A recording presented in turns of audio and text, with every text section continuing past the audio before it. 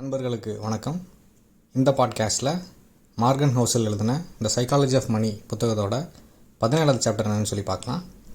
சாப்டரோட தலைப்பு தி seduction of pessimism, அதாவது தமிழ் எப்படி மொழிபெயர்க்கலாம் அப்படின்னா எதிர்மறை கருத்தின் கவர்ச்சி அப்படின்னு சொல்லி மொழிபெயர்க்கலாம். இந்த சாப்டரோட ஆரம்பத்தில் மார்கன் ஹவுசல் மெக்லாஸ்கி அப்படின்ற வரலாற்றாசிரியரோட ஒரு மேற்கோளை கொடுத்துருக்காரு.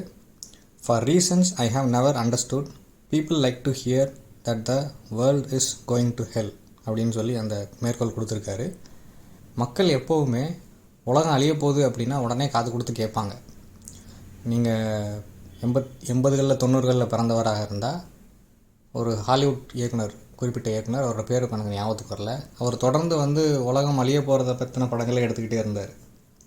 ஏலியன் இன்வேஷன், இல்லை குறிப்பிட்ட வருடத்தில் 2000 பிறந்தவொன்னே உலகம் அழிய போகுதுன்னு சொன்னாங்க, அப்போ அப்படி ஒரு படத்தை எடுத்தார்.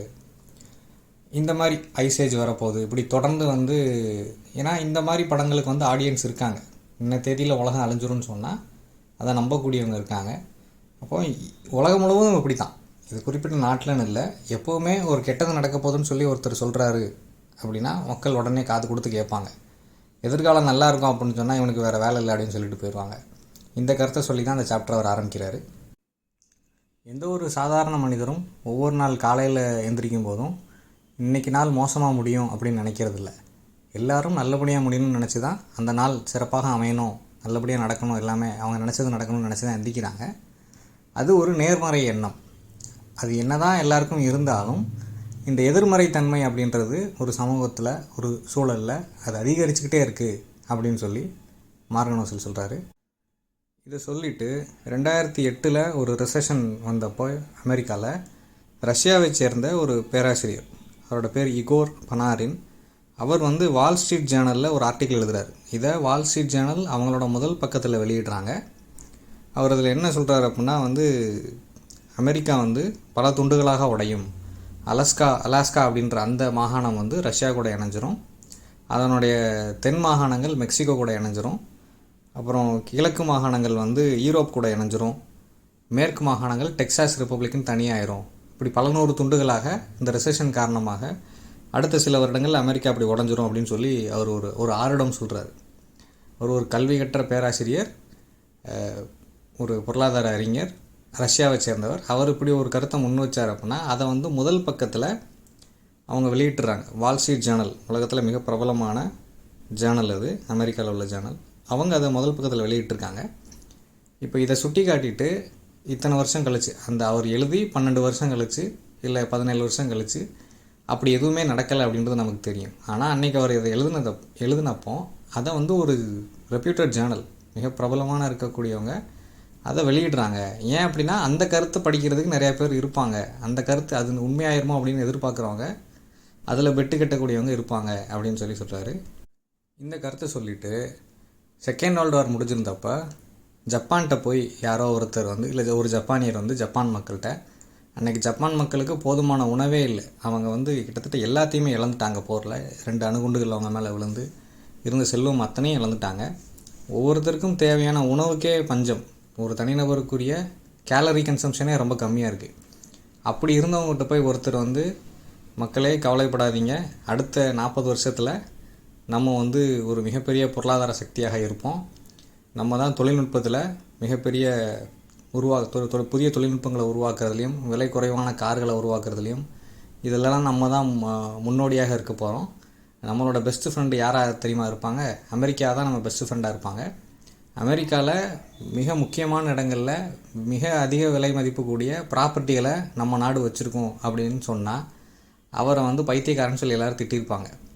ஆனால் இந்த யூகங்கள் எல்லாமே இல்லை, இந்த ஸ்டேட்மெண்ட்டுகள் எல்லாமே அடுத்த 40 வருஷத்தில் உண்மையாயிருச்சு.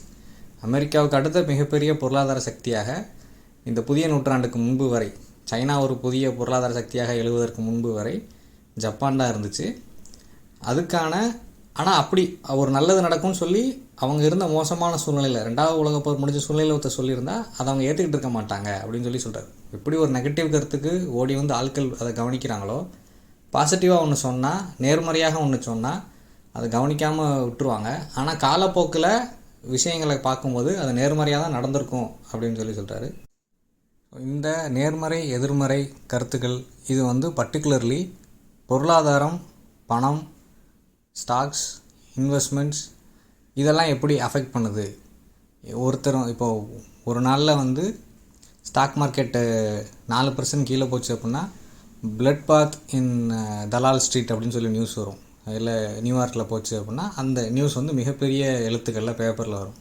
ஆனால் ஒரே நாளில் 2% மேலே போச்சுன்னா அது பெரிய செய்தியாக வராது.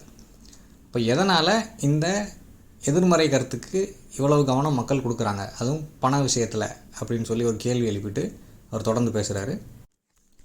ஏன் மக்கள் அதுக்கு அதிக கவனம் செலுத்துகிறாங்க அப்படின்னா, மக்கள் விரும்பினாலும் விரும்பாட்டினாலும் பணம், ஒருத்தரோட உடல்நலம் இது ரெண்டும் எல்லாரையும் அஃபெக்ட் பண்ண போகுது.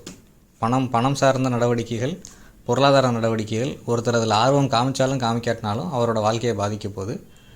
இப்போ உதாரணத்துக்கு கொரோனா வந்தப்போ அவர் வந்து அன்னைக்கு சொல்லப்பட்ட வார்னிங்ஸ் எல்லாம் இக்னோர் பண்ணியிருந்தா அவர் உடல்நலத்துக்கு தான் தீங்கு விளைவிச்சுக்கிறார். இப்போ சினிமா வரும்போது முதல்ல அட்வர்டைஸ்மெண்ட் வருது, smoking is injurious to health அப்படின்னு சொல்லிட்டு.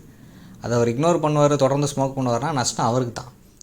அப்போ இது சம்மந்தமான கருத்துக்கள், இது சம்மந்தமான டேட்டா, இது சம்மந்தமான எவிடன்ஸ் இது வந்து மக்களை தொடர்ந்து அஃபெக்ட் பண்ணுது, மக்கள் அதை கவனிக்கணும் அப்படின்னு சொல்லி சொல்கிறாரு.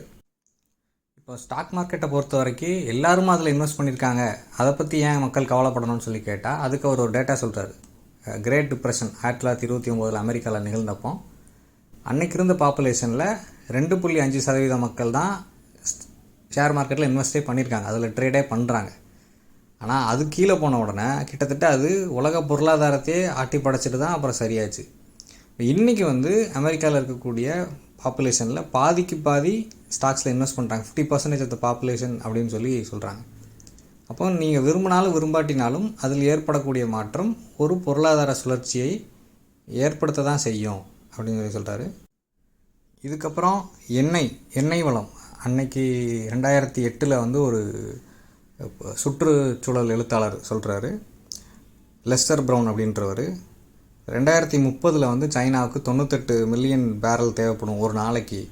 ஆனால் இன்றைக்கி வந்து ஒட்டுமொத்த உலகத்துக்குமே 85 மில்லியன் பேரல் தான் தயாரிக்க முடியுது.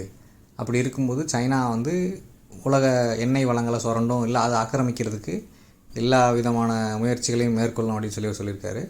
இது நடந்து கொஞ்சம் வருஷத்துலேயே வந்து புதிய எண்ணெய் வளங்கள், அந்த எண்ணெய் வளத்தை வந்து வெளியில் எடுக்கிறதுக்கான புதிய முறைகள் இதெல்லாம் கண்டுபிடிச்சிட்டாங்க.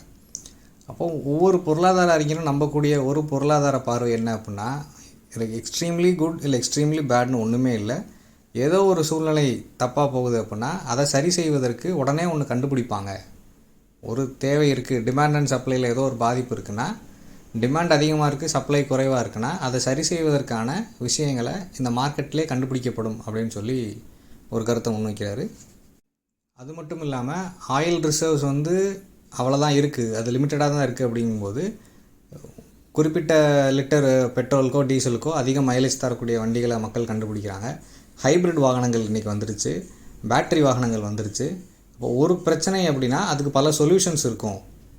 அதனால் வந்து பிரச்சனைன்னு சொல்லி கத்துறவங்க சொல்யூஷன்ஸை வந்து பற்றி பேசாமல் இருக்கலாம், ஆனால் அதுக்காக சொல்யூஷன்ஸ் கண்டுபிடிக்கிறவங்க எப்பயுமே இருப்பாங்க அப்படின்னு சொல்லி சொல்கிறாரு. அந்த மாதிரி ப்ராக்ரஸ் அப்படின்றது வந்து மக்கள் கவனிக்க தவறிடுவாங்க, ஆனால் செட்பேக்ஸை வந்து உடனே கவனிப்பாங்கன்னு சொல்கிறார்.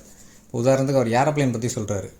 இப்போ ஏரோப்ளேன் பற்றி சொல்கிறதுக்கு முன்னாடி நான் ஒரு உதாரணம் சொல்கிறேன். நீங்கள் 2004-05 தான் வந்து 2004 தான் இந்தியாவில் வந்து இன்கமிங்கே ஃப்ரீ பண்ணுறாங்க. செல்ஃபோன்ஸுக்கு இன்கமிங் கால்ஸ் வந்து ஃப்ரீன்னு அனௌன்ஸ் பண்ண பிறகு தான், இந்த 2G நெட்வொர்க்கு வந்த பிறகு தான் வந்து ஏகப்பட்ட பேர் வந்து செல்ஃபோன்ஸ் வாங்குகிறாங்க.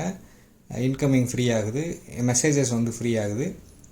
அப்படி இருக்கும்போது நீங்கள் இந்த 20 வருஷத்தில் பார்த்தீங்க அப்படின்னா இன்றைக்கி நீங்கள் இதை வந்து ஒரு ஆண்ட்ராய்டு செல்ஃபோனில் பெரும்பாலும் கேட்டுக்கொண்டு இருக்கலாம்.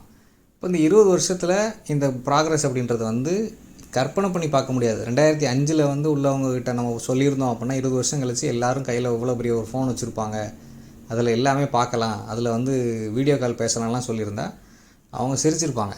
ஆனால் 20 வருஷத்தில் அது பாசிபிள் ஆகிருக்கு. இப்போ இதே மாதிரி 1889 ஏரோப்ளேன் அப்படின்ற ஒன்று சாத்தியம் இல்லை, பறவைகள் பறக்கலாம் ஆனால் மனிதர்கள் பறக்க முடியாது அப்படின்னு சொல்லி பேசியிருக்காங்க. இது நடந்த 6 மாதத்துலேயே வந்து ஆர்வில் ரைட் வந்து ஹை ஸ்கூலில் விட்டு ட்ராப் அவுட் ஆகி வந்து அவரோட பிரதருக்கு வந்து ஒரு பிரிண்டிங் ப்ரெஸ் ஆரம்பிக்கிறதுக்கு உதவி பண்ணுறாரு. அதுக்கு பிறகு தான் அவங்க வந்து ஏரோப்ளேன் கண்டுபிடிக்கிறதுக்கான முயற்சிகளை ஆரம்பிக்கிறாங்க. 1905 வந்து அவங்க வந்து ஒரு மாடல் ஃப்ளைட்டை வந்து நிகழ்த்தி காட்டிட்டாங்க. ஆனாலும் மக்கள் அதை சந்தேகத்தோடு தான் பார்க்குறாங்க. இது எப்படி சாத்தியம், இதில் ஏதோ ஜிம்மிக்ஸ் இருக்குது, இதில் ஏதோ டெலிபதி இருக்குது, இதில் ஏதோ ஏமாத்துறாங்க அப்படின்னு சொல்லி நினச்சிருக்காங்க. அப்புறம் கொஞ்சம் கொஞ்சமாக அவங்களோட அந்த ஃப்ளைட் அக்செப்ட் பண்ணிக்கிறாங்க. 889 ஒரு 10 வருஷத்தில் வந்து அவங்களோட ஒரு ஃப்ளைட் பாசிபிலிட்டி தான், ஃப்ளைட்டுங்கிறது பறக்கக்கூடிய வாகனம் அப்படின்றது பாசிபிள் தான் அப்படின்னு சொல்லி அமெரிக்கன் ப்ரெஸ் வந்து ஏற்றுக்கிறாங்க, அதை செய்தியாக்குறாங்க. ஆனால் என்ன சொல்கிறாங்க அப்படின்னா, இதில் வந்து ஃப்ரைட்டெல்லாம் கொண்டு போக முடியாது, ட்ராவலிங் எல்லாம் சாத்தியம் இல்லை, நீங்கள் ஃப்ரைட்டை வந்து பொருட்களை இடம் பெயர்க்கிறது வாகனங்கள்லையோ இல்லை கப்பல் வழியாக தான் கொண்டு போக முடியும், அது ஸ்லோவாக தான் இருக்குன்னு சொல்கிறாங்க. ஆனால் அவங்க அப்படி சொல்லி ஒரு 6 மாதத்துலேயே முதல்ல வந்து ஏர் ஃப்ரைட் அப்படின்ற ஒன்று வந்து அமெரிக்காவில் உருவாயிருச்சு. இப்போ ஏரோப்ளேன் கண்டுபிடிக்கப்பட்ட 40 வருஷத்தில் நீங்கள் பார்த்தீங்கன்னா 1909 தான் முதல் ஃப்ளைட்டு போக்குவரத்து அல்லது சரக்கு ஃப்ளைட்டே பறக்குது. அதிலிருந்து நீங்கள் 40 வருஷத்துக்குள்ளே பார்த்தீங்கன்னா 2 உலகப் போர்கள் நடந்திருக்கு. 2வது உலகப் போரில் ஒரு ஃப்ளைட்டு வந்து ஆட்டம் பாம்பை எடுத்துகிட்டு போய் ஜப்பான் மேலே போட்டு அந்த போரை முடிவுக்கு கொண்டு வந்திருக்கு. அப்போ எவ்வளோ வளர்ச்சி!